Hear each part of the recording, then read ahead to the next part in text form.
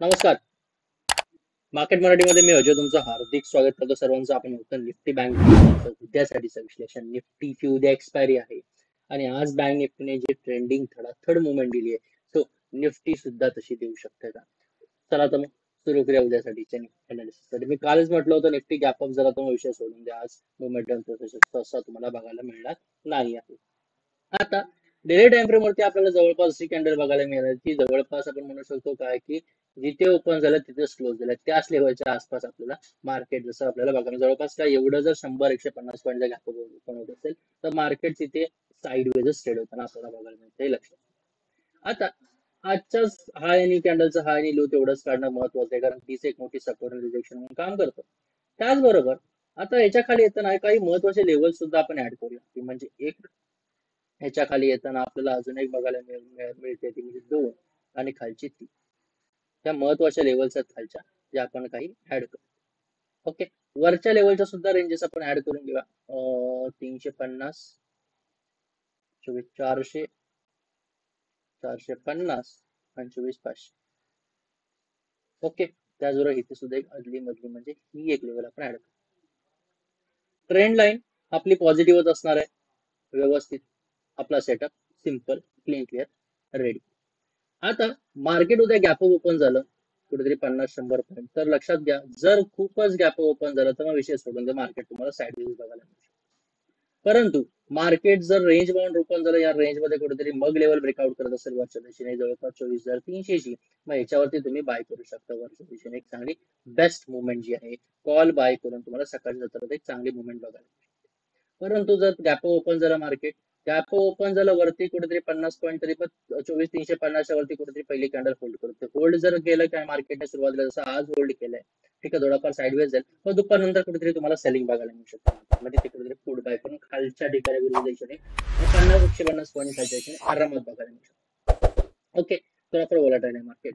So परंतु जर ह्याच रेंज मध्ये राहिलं नाही, इथून जर खाली तर ह्या लोच्या खाली सेल करू शकता. साईडवेज ओपन होऊन जर तुटत असेल तर हे घ्या, पण गॅप डाऊन झाला तर 24,200च्या खाली सोल्ड करणं गरजेचं आहे. लाल लाईनच्या खाली टिकलं तर बिंदास फूड बाय करा, आरामात तुम्हाला खालचे लेवल जवळपास 2400 पण सुद्धा लेवल बघायला मिळू शकते.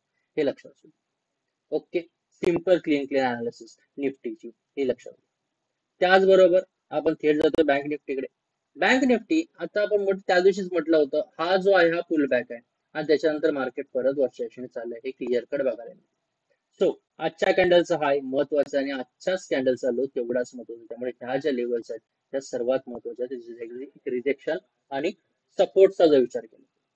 ओके, त्याचबरोबर जर अजून काही लेवलच्या काढायचे असतील ते कोणते काढू शकतो? एक सर्वात महत्वाची लेवल ती म्हणजे ही घेऊया.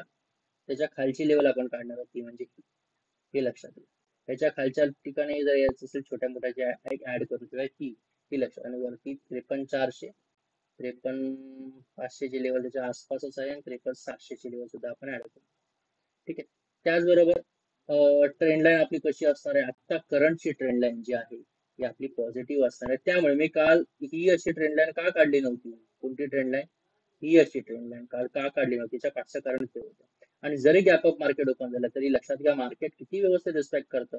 ही जर ट्रेंड लाईन तुम्ही काढला असाल या चॅनलची, हा चॅनल हा ब्रेक केला इथे मार्केटने, सो गॅप अप झाल्यानंतर रिटेस्ट करायला इथे खाली आला होता, त्याच्यानंतर हा बाउन्स बॅक होता. हे लक्षात असू द्या, हे लक्षात घ्या तुम्ही सर्व. ओके, समजतंय का? त्याचबरोबर आता मार्केट रेंज बाउंड आहे, ऑल टाइम हायच्या आसपास आहे परत. सो 53,000च्या वरती परत टिकण्याचा प्रयत्न करते. आता इथे यशस्वी राहिलं तर डेफिनेटली मार्केट वरच्या एक्शन जाईल. 53,200च्या वरती टिकलं, 53,200च्या वरती टिकलं तर बिंदास तिथे तुम्ही बाय करू शकता. मस्त टार्गेट वरच्या दिशेने बघायला मिळू शकतं, आरामात टार्गेट बघायला मिळू शकेल वरच्या दिशेने. मग 53,400 असो, 53,500 असो, 53,600 आरामात लेवल्स बघायला मिळतात. परंतु जर इथून खाली आलं मार्केट तर 53,000च्या खाली टिकताच तुम्हाला 52,800 ते 52,600 लेवल्स तुम्हाला आरामात खालच्या दिशेने बॅक टू बॅक बघायला मिळू शकतील. पण लक्षात 52,800 एक चांगला सपोर्ट आहे. त्यानंतर 52,600, 52,500 सपोर्ट. प्रॉफिट जो आहे पहिला इथे P1 बुक करा आणि प्रॉफिट 2 म्हणजे दुसरा प्रॉफिट तुम्ही इथे बुक करा. हे जवळपास 2 टार्गेट्स बॅक टू बॅक आपल्याला व्यवस्थितरित्या निफ्टी बँक मध्ये बघायला मिळतील, हे लक्षात. सो एक्सपायरी आज झालेली आहे, त्यामुळे जर होल्ड करायचा विचार करत असाल तर थोडाफार व्यवस्थित एसएल टाका एक, आणि जवळपास ही जी आपण म्हणू शकतो ट्रेंड लाईन जी तोड होल्ड करण्याचा प्रयत्न जर हे कंटिन्युअस चालत असेल तर डेफिनेटली तुम्हाला 23,200 वरती टिकून मार्केट वर्षात जाताना एक चांगली मोमेंटम देऊ शकतो. पण जर थोडाफार गॅप डाऊन झालं, थोडंफार खाली झालं, तर मी काय म्हटलं P1 आहे कारण 52,800 आसपास सपोर्ट सुद्धा या लाईन मध्ये येईल. मग कुठेतरी शुक्रवार वगैरे तुम्हाला एक चांगली मुवमेंट परत वरच्या दिशेने जाताना मिळू शकते, हे लक्षात घ्या. समजला का तुम्हाला निफ्टी बँक निफ्टीचा अनालिसिस सरळ सदा सोपा प्रॉपर स्ट्रॅटेजी सकट समजलं असेल तर लाईक कमेंट शेअर चॅनलला सबस्क्राईब करायला विसरू नका. बेल आयकॉन दाबा जेणेकरून पूर्ण अपडेट्स तुमच्यापर्यंत पोहोचतील. मित्रांनो माझ्या मते इथे तुमची मी आता रजा घेतोय. ओके, धन्यवाद.